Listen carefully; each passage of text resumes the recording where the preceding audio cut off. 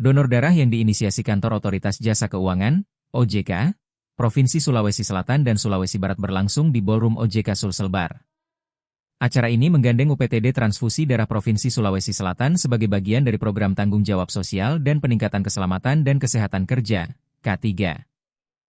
Kepala OJK Sulselbar, Muhammad Muclasin, mengatakan donor darah memiliki peran vital karena setiap tetes yang diberikan mampu menjadi penopang hidup bagi yang membutuhkan.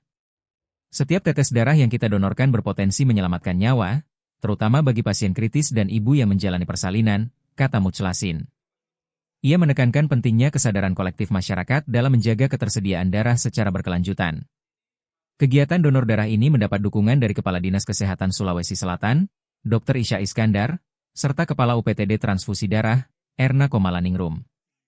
Erna menyebut pihaknya akan terus memperluas kolaborasi dengan berbagai instansi agar kebutuhan darah masyarakat selalu tercukupi.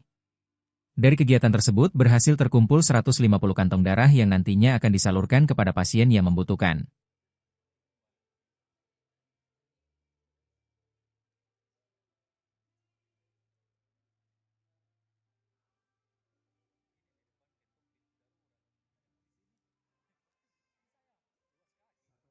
Download Tribun X sekarang, menghadirkan lokal menjadi Indonesia.